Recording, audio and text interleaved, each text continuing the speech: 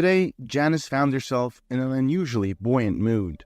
The reason being, she was just days away from her long-anticipated break. It was her final week at work, and the prospect of an upcoming vacation fueled her excitement. After efficiently completing her work duties, she made her way home, completely unaware of the surprise that awaited her. That evening, she arrived home, her spirits higher than usual. Spotting her husband's packed suitcase in the hallway brought a delighted smile to her face. She assumed he had taken the initiative to pack for their vacation. Sean, her husband, was never particularly good at packing, yet this time he had not only managed to do it himself, but also found the travel pillow something she found both amusing and endearing. "Sean, my love, I'm back," Janice cheerfully announced as she entered the kitchen, but her happiness abruptly faded upon seeing the sight before her. Sean was seated at the kitchen table, a glass of wine in hand. He was dressed not in his usual casual home attire, but as if he was ready to leave the house. "Sweetheart, what's happening? Are you heading out?" she asked, her confusion apparent. "Janice, I'm weary," Sean began, his tone somber. "I need to go now. I need some time to unwind, to rest. I'm afraid I might be depressed." Janice stared at her husband, bewilderment clouding her eyes. "Darling, what do you mean? Can't you wait just one more week?" Janice was at a loss, unable to comprehend the sudden shift in her husband's mood. "You wouldn't understand, Janice," he replied tersely. "You're always cheerful at work, surrounded by your supportive team. Meanwhile, I'm here feeling low and in desperate need of a break." Her eyes then fell on a bank statement lying on the table. To her dismay, it was clear that Sean had transferred the money they had painstakingly saved together into his personal account. Holding the statement, she said, "Sean, what depression are you referring to? We've been saving this money for our shared vacation, for our trip to the Bahamas."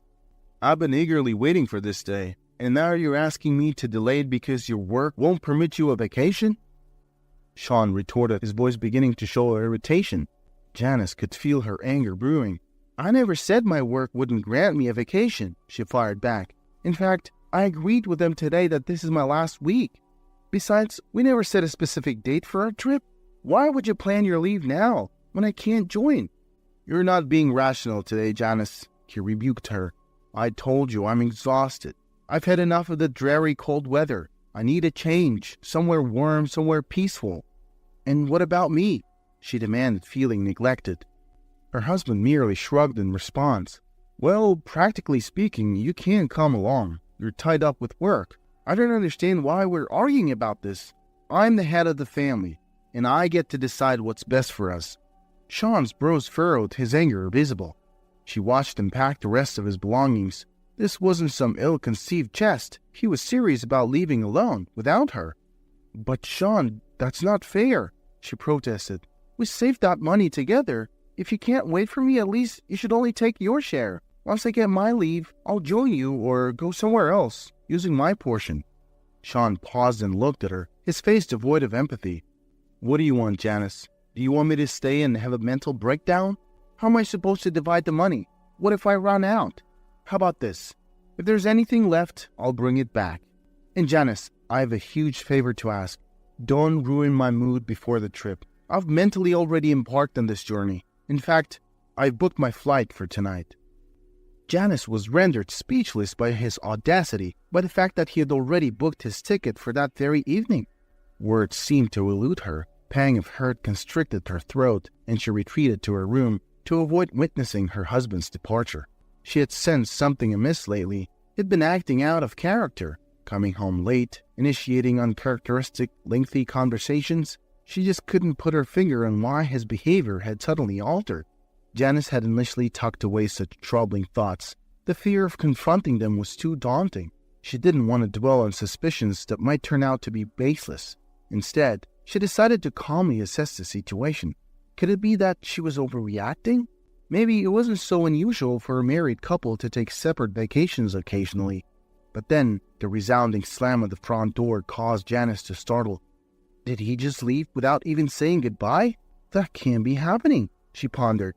She stepped out of the room, only to be greeted by the harsh reality that it indeed could happen.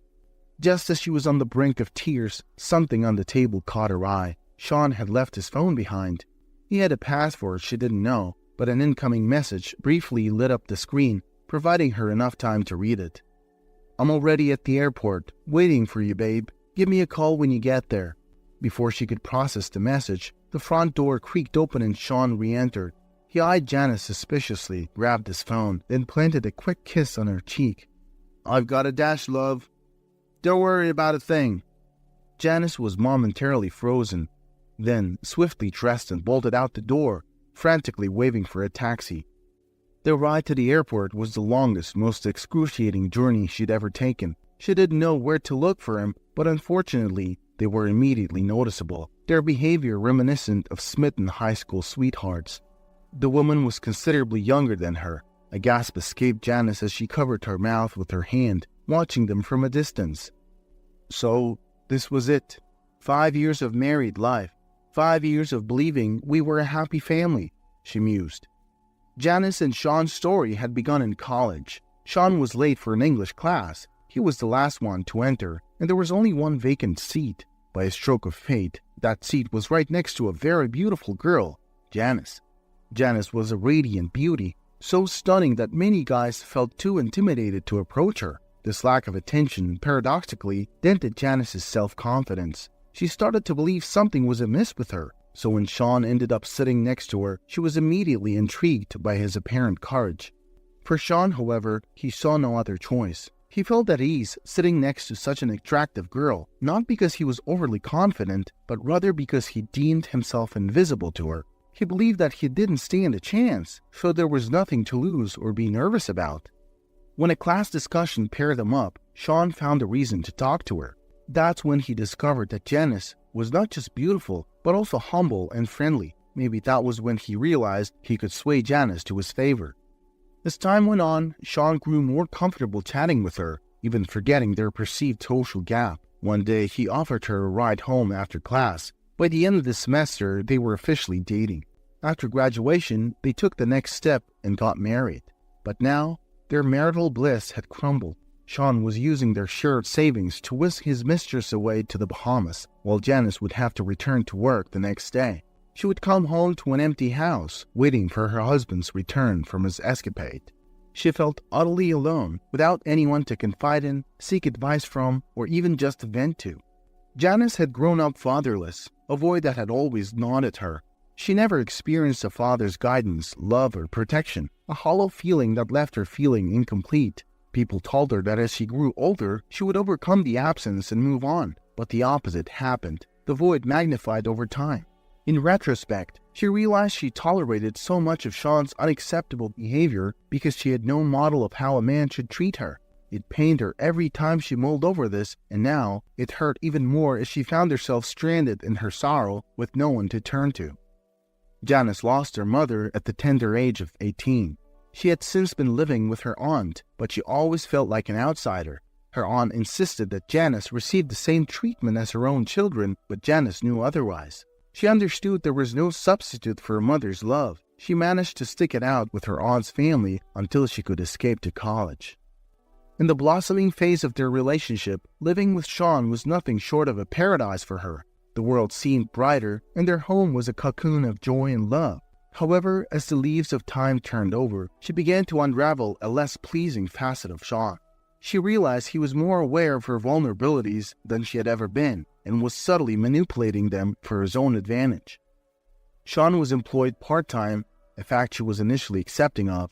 Meanwhile, she dutifully clocked in her full-time hours, not begrudging him his seemingly easier schedule.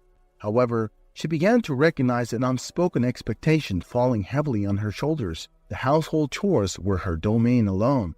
Every single day, she found herself knee-deep in dirty laundry, battling with stubborn stains and ironing out wrinkled clothes. Her hands constantly pruned from washing the never-ending pile of dishes, remnants of their meals serving as a constant reminder of her thankless job.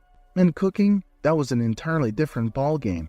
Every night, like a ritual, she would be seen juggling pans and pots, stirring a delicious meal for Sean, who was ensconced in his own world. Despite all this, she remained silent, choosing to swallow her frustration rather than voice it. "Oh well, it's just one of those things," she would often mutter to herself, downplaying her growing resentment. Sean, on the other hand, was oblivious to her mounting exhaustion. He relished in the luxury of sleeping late, the sun high and bright before he would even stir from bed. His days was often spent locked away in his computer room, engrossed in his virtual world, leaving her alone to manage their real one. One evening while she was busy stirring the pot, she called out, "Sean, could you please give me a hand with setting the table?" "Later, love," came the distant reply from the computer room as always. She sighed, dropping the subject, just as she had done countless times before. Yet the silent plea for acknowledgement lingered in the air, marking the growing distance between them. When Sean's father Robert fell seriously ill, Sean implored Janice to move in with him, expressing a dutiful desire to look after his ailing father. Robert was aging, frail, and evidently incapable of managing himself alone. But as Janice had anticipated, she ended up shouldering the responsibilities of two men instead of one. However, Janice held no resentment toward Robert. Instead, she embraced him as though he were her own father, caring for him with patience and kindness. Robert, in turn, grew exceptionally fond of Janice. He noticed, perhaps more acutely than she realized, the imbalance in the way his son treated her. One day, he shared cryptic advice with her, saying, "You, my dear, were never meant to settle." His words puzzled her, leaving a question in her mind that would resurface later. When Robert's health improved, he suggested they return to their own home, grateful for his recovery but exhausted from the additional caregiving. A few months after they were settled, tragedy struck Janice's family. Her aunt succumbed to a heart attack. Although Janice felt a twinge of sadness that she wasn't treated with the same warmth her aunt showed her own daughters, her heart still ached at the loss. After all, it was this woman who sheltered and fed her after her own mother's untimely death. Deep down, she harbored a profound love for her aunt. 3 days into her mourning, Sean lost his temper at Janice. "She's dead, Janice. Stop bringing her up, and for God's sake, stop crying," he exploded. "Sean," Janice retorted, her voice wavering, "it's only been 3 days." She hadn't even cried that much. Her grief was mostly silent, carried in her heart rather than shown on her face. Yet Sean seemed to have little understanding or patience for her quiet sorrow. Now, in the bustling airport, Janice snapped back to reality from her chain of thoughts. A part of her wanted to confront Sean, to vent her anger on his mistress, but it was too late. They had vanished into the crowd, while the airport buzzed with people rushing to catch their flights. She stumbled out into the street, vision blurred with tears. As she blindly bumped into passerby, they deftly steered clear of her. In her emotional haze, she took a turn into a quiet alleyway and found a bench blanketed with snow. She sat down and let her tears flow freely. Janice lost track of time. She was roused from her sobs by the biting cold. In her emotional fog, a blizzard had crept up on her. She stood up, dusted the snow off, and rubbed her frost-coated eyes. Her eyelashes were fluffy with ice crystals, a sight that might have been beautiful if she could have seen it. As she started walking towards the exit of the alley, she noticed a man hunched over on the curb, his figure coated in snow. Her first thought was that he must be out of his mind to sit in this freezing weather. She was too wrapped up in her own turmoil to concern herself with him. As she walked past him, a glimpse of his eyes, empty and lost, tugged at her heartstrings. On impulse, she turned back and walked over to him. She rummaged in her pockets, found some cash, and extended it to him. He looked up at her with his melancholic eyes. He made no move to take the money, just went back to staring blankly into the distance. Caught off guard, Janice blurted, "Excuse me, sir, might you need some assistance?" She received no response. She found herself questioning her actions. What on earth am I doing, offering help to a stranger who won't even acknowledge me? In a desperate attempt, she suggested, "Perhaps I could get you a warm tea or something?" The faintest hint of a smile tugged at the corners of the man's lips. Encouraged, she didn't wait for an affirmation. She stepped into a nearby cafe, purchased a hot tea and a sandwich, and brought them back to the man. Regardless of her own troubles, aiding the man brought a comforting feeling of accomplishment. It was as if she could momentarily set her worries aside. She handed the man the steaming cup of tea and the sandwich. He looked up at her. This time, his eyes reflected gratitude. As she walked away, the residual warmth in her heart made her feel slightly better. She was hailing a taxi when she heard footsteps behind her. She turned to find the man standing there. "I'm sorry, miss. I forgot to express my gratitude. Thank you for your kindness," he said softly. She responded with a faint smile. It's no trouble at all. We all face problems in life. I hope you find your way out of yours." "Thank you," he replied. Turning around, he slowly began to walk away. As he did, Janice noticed him shivering in the cold. A sudden urge surged within her to extend further help. "Wait," she called out after him. "How about you come to my place? You can warm up there and I can make you a hot meal." The man looked taken aback. "Are you sure? I'm just a homeless man." Janice shrugged. "Have you spotted any royalty here?" "I guess not, but it's unusual.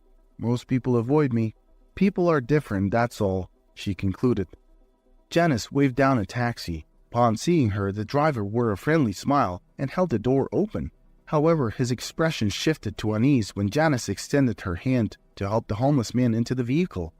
"I can't believe it. Are you actually bringing him along?" "He's not stepping foot in my car, lady. I'm sorry." "Excuse me?" Janice replied, taken aback. "I'm sorry, but look at him. He's clearly not clean and he has a strong odor. I'm going to have to cancel your ride." "Who's going to cover the cleaning costs?" the driver retorted. Janice, angered by the driver's blatant disrespect, clenched her jaw, reached into her purse, and pulled out a wad of cash. "Would this sway your opinion?" she asked, handing him the money. The driver took the money, his fingers swiftly counting the bills. Once he recognized the generous amount, a grin spread across his face. "All right then, get in." The hefty amount Janice had handed the driver seemed to make him chatty. He nattered on about the weather and griped about the low fares he usually received. Once they reached their destination, the driver sped away swiftly. Upon entering the warm house, the homeless man let out a satisfied sigh. "It's so cozy here," the man said. "I'm going to heat up some food. You're welcome to warm up here or take a hot shower. The bathroom has towels and a rope you can use." "Thank you. I know I'm imposing, but I'll gladly accept your offer. Things have been pretty tough, particularly without a proper bath," he admitted. Janice questioned her sanity several times over. After all, she had invited an absolute stranger into her home. She didn't even know his name, and now this man was in her bathroom. Regardless of how many times she questioned her decision, she couldn't find a logical explanation. It was a spur-of-the-moment choice. Her life would never be the same from this day forward. She was just putting the finishing touches on the table when the man emerged from the bathroom, fresh and clean. Janice gawked in surprise and finally remarked, "You look like a different person," he chuckled in response. Janice had managed to set the table in the meantime. As Dylan, the guest who had unexpectedly filled the chair usually occupied by Sean, tasted the warm meal, he complimented its flavors. His words weren't just a passing comment, but genuine praise about the deliciousness of the food. As she listened to him, Janice had an epiphany. It had been an eternity since she had received any form of appreciation. Dylan, a man who was still essentially a stranger to her, displayed a keen sense of observation. He pointed out specific elements of the meal, appreciating the subtle blending of spices and the perfect balance of flavors. This simple act of recognition, so genuine and spontaneous, stirred something within Janice. It sent a ripple of excitement through her heart. It was then that she realized how accustomed she had become to her labor of love being overlooked. For so long she had toiled tirelessly without a word of thanks or a morsel of gratitude. But with just a few sincere words, Dylan had managed to validate her efforts, and for that, she felt a warm glow of appreciation. Feeling a sense of comfort in Dylan's company, Janice found the courage to ask, "So, what's your story?" As the words left her lips, she saw a sudden shift in Dylan's demeanor. His easy smile faltered, and his eyes welled up with unshed tears. It was clear that revisiting his past was a road paved with sorrow for him. Just 2 short years ago, Dylan's life was the picture of normality, the kind most people yearned for. A loving wife, a sweet little daughter, and a cozy house in the suburbs painted a picture of perfect domesticity. They had plans for a joyous family trip to celebrate their daughter's 6th birthday. They had all been looking forward to the little getaway, but life had other plans. As they drove on the rain-soaked mountain pass, their car lost control, skidded dangerously, and plunged over the guardrail. In that terrifying moment, Dylan's world was shattered. His wife and daughter, the core of his existence, were cruelly snatched away in the tragic accident. It was a harsh twist of fate that Dylan himself survived the crash, physically unharmed but emotionally devastated. As he shared his story, the pain in his voice echoed in the silence of the room. Janice could feel the heart-wrenching sorrow etched into every word. The anguish of losing his loved ones was more than Dylan could bear.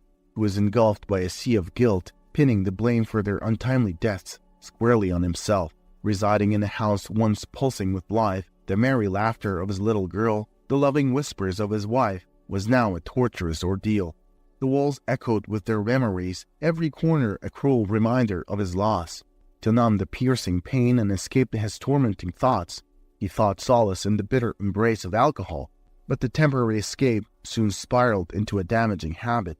As he retreated into a shell of self-condemnation, he pushed away everyone who attempted to extend a helping hand. Friends, family, their efforts to pull him out of his despair met with a brick wall of refusal. For Dylan, life had lost its luster, its very essence fading into the gloom of his grief. His mounting addiction and the hollow echo of his family's laughter in his lonely house began to take a toll on his professional life. He received multiple warnings from his employers, each one falling on deaf ears. Inevitably, he was fired.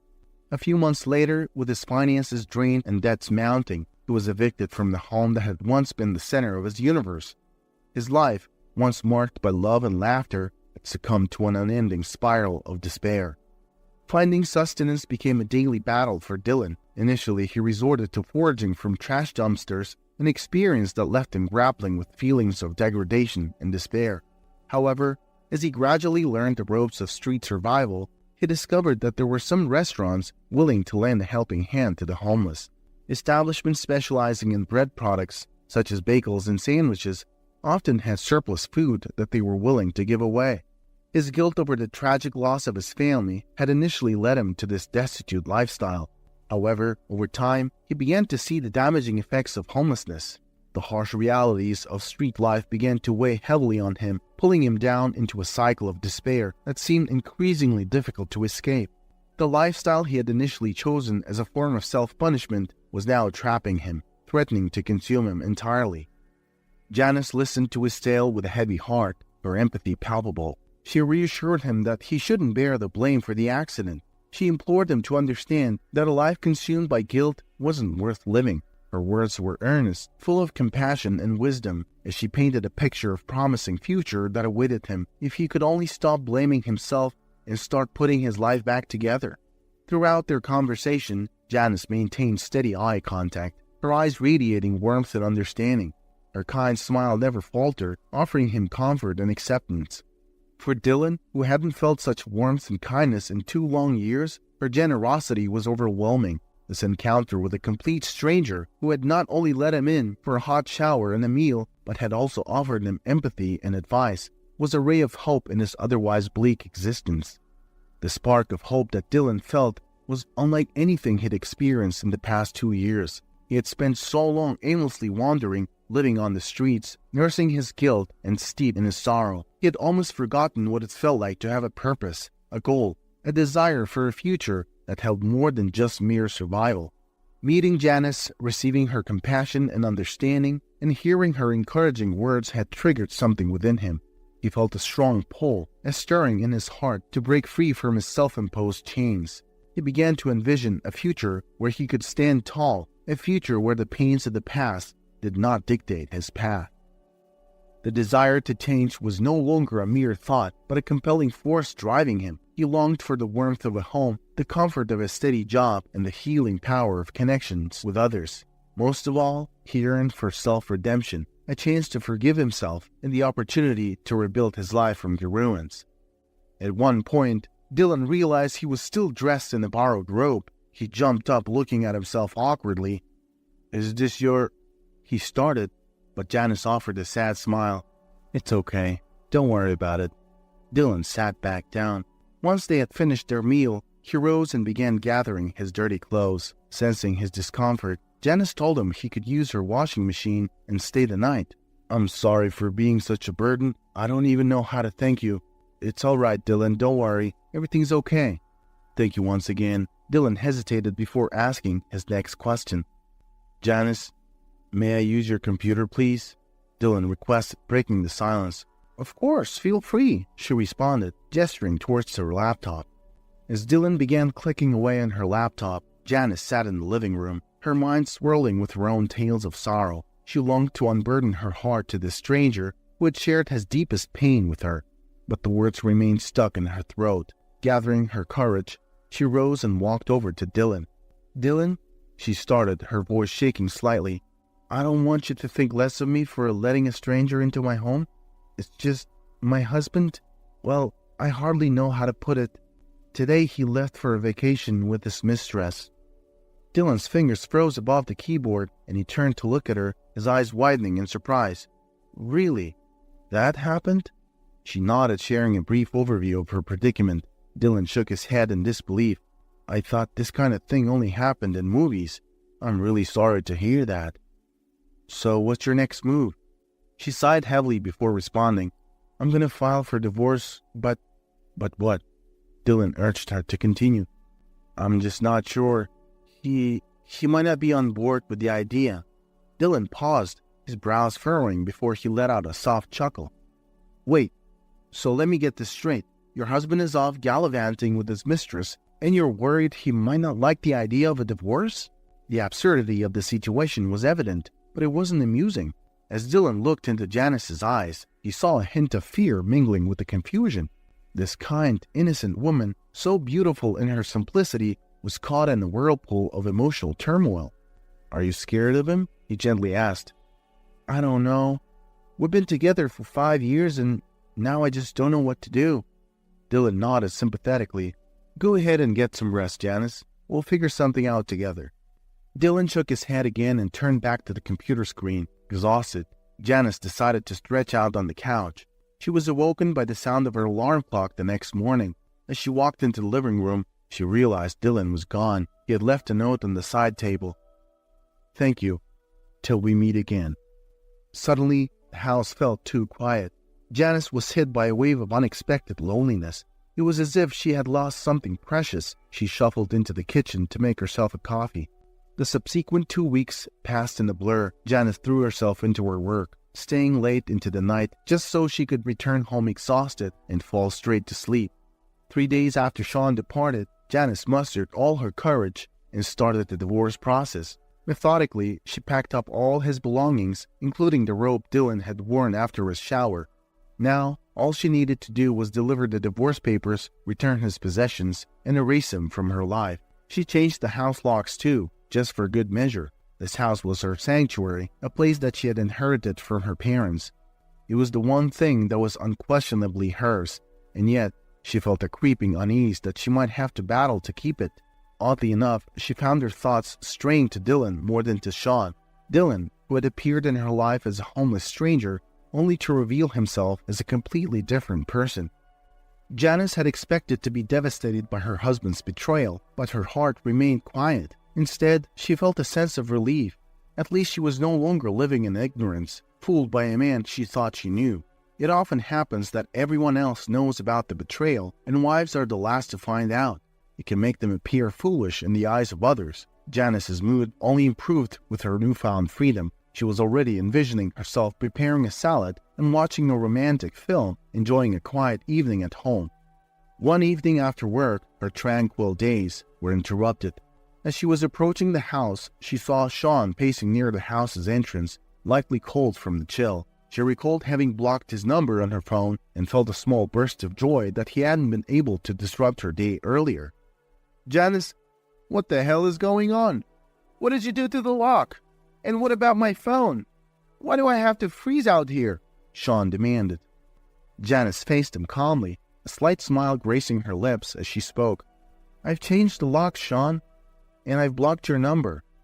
His surprise was evident, but it was short-lived. "Have you lost your mind? Who do you think you are? Hand over the keys now, and you go for a 3-hour walk in the cold. See how you like it." Janice calmly searched through her bag, causing Sean to smirk in satisfaction. She realized with a jolt how accustomed she had become to his bullying tactics, and how often she had let it pass in the past.